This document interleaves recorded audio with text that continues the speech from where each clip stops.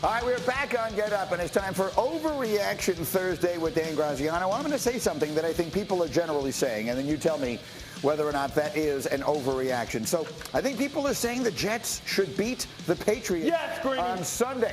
Bart Scott is saying it. A lot of people is that an overreaction? It's not. I know it's not what you want to hear. It is not an overreaction. The Jets should win the game. They are the better team. And obviously they're reeling from the last loss. They've lost to them 13 times in a row, and there's all kinds of psychological stuff at play.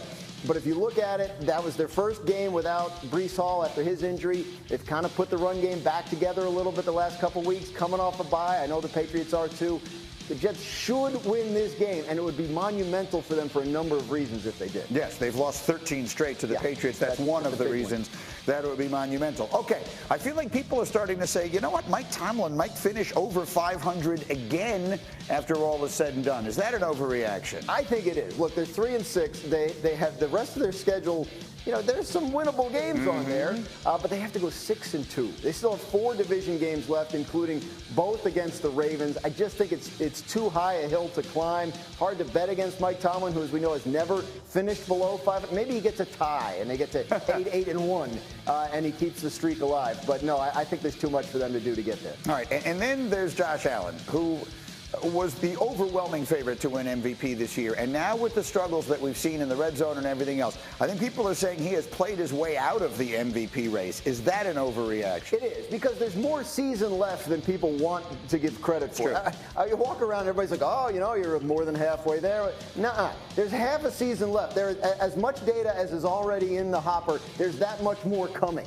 And Josh Allen has had more good than bad this year. We're in a zone right now where he's had a couple of games where he's turned it over. That's no good. But the Buffalo Bills they're good enough to run the table. And if they do that, he's right back. Well, and they're good enough to do anything if he plays the way he does at his best. But then there have been the turnovers, and that's been the question, and it's been the source of a lot of conversation here. Yesterday, Allen said he has no plan to change the way he plays. Keep shooting. It's I'm going to have the same mindset in terms of, you know, being aggressive. But again, Coach Dorsey talks about it, you know, smart but not conservative. So just trying to get back to that, and again, just go out there, play freely, not try to make a mistake, or not try to not make a mistake. Play football and be the quarterback that I know I am.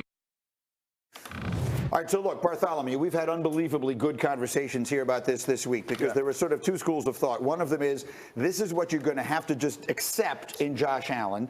He's going to have those moments that you pull your hair out because so much of it is spectacular. I can already see from your face you don't see it that way. I mean, because there's a big difference between being aggressive and reckless. And sometimes he's reckless. And reckless will get you beat. Because when you talk about getting in and playing against teams that are good, it's usually the difference in the turnover battle. We used to see this all the time with Brett Favre, and we used to give him a pass, right? He had the record for most touchdowns, but he also had the record for most interceptions.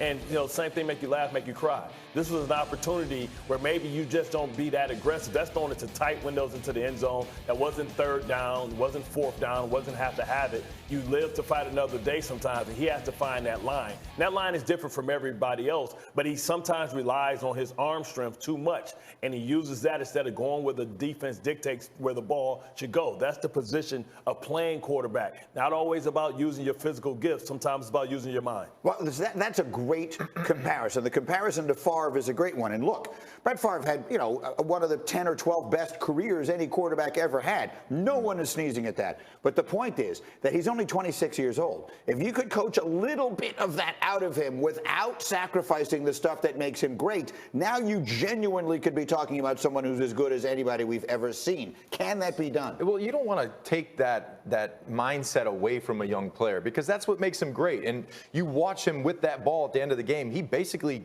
drove down the field himself with his legs, got them into position, and I have no problems with this play. When I watched this play, that could have been an in-cut by the receiver. The receiver ran a post. It was cover 4. The safety turned his back opposite of where he went with the ball. That was either underthrown or that was a miscommunication with the receiver. If he puts that ball 1 yard below the goalpost, that's a touchdown. It's a touchdown right there. You would see that as being a touchdown. So I don't mind that throw. So you're saying that was more of a bad throw than a bad decision? Yes, because this play right here. That play right there, the receiver, if he ran an in cut, he would have been flat. The safety's shoulders. If you watch the safety, the opposite safety turns his shoulders. So When you look at the play before in the red zone, the Right. one that he threw that interception, where if he just throws it into the first row of the stands and they live to see another down and kick a field goal, 3 points, they win the football game. So in certain instances, you have to make sure you take the 3 points and you're safe with the football. When the game's on the line, I don't have an issue with taking a shot at the end zone. Right. But there's 2 places that you want to put the ball in a shot at the end zone. High at the end of the goal, high at the goalpost, or low on the end line. All right. And right there was a bad throw. So there are a couple of storylines surrounding this game. Obviously, the Allen of it all is fascinating. Then there's the weather of it all. I believe that there's nothing that football fans love more than sitting on a nice, comfortable couch and watching you guys running around and playing in multiple feet of snow, making snow angels. So you want to build a snowman? We could be talking about 4 feet of snow in Buffalo, but Dan, we also might not be talking about the game played there. Right. The league is monitoring this closely. They're talking to both teams. They're talking to local officials, seeing what the storm's going to do. It's possible they have to move the game because of the surrounding conditions, right? Even if it's not snowing during the game Sunday, there may be enough snow on the ground and enough snow falling the next couple days that it requires extra resources to clear the stadium, clear the parking lot. They may need, they may need those resources elsewhere for emergencies, right? I mean, this is going to be a significant snowstorm that's going to impact the area in a lot of ways that have nothing to do with football. So what the league has said is they could relocate the game. They haven't made that decision yet. They have until tomorrow. Friday is their deadline for deciding whether to do that. So keep an eye. Not that something couldn't be decided today, but they can wait as long as tomorrow to do it. Look, it was a Jets-Bills game in 2014 that was moved to Detroit for similar reasons. Detroit is right there. It's close to Cleveland and Buffalo. They're not playing a game there this weekend. The Bills have to be there next Thursday for Thanksgiving. If it does get moved, and at this point it hasn't been, then that makes some sense. That would be a shame. I would be ashamed. But you understand, though. Like, it's not about, like, I get it. I get it. It may not be realistic to have a football Kill the game. National Guard. Unless they, ask Bills fans to come out and shovel it. which they would. The Mafia They get it would. done. They'd show up in droves. If people are trapped in their homes, they don't want to know that someone is Dig your plowing way the out. parking lot. I understand all of that. Yeah. We're going to show you some fun snow video of Nice. Rob Ninkovich making a sack in the snow a little bit later. But I'm up against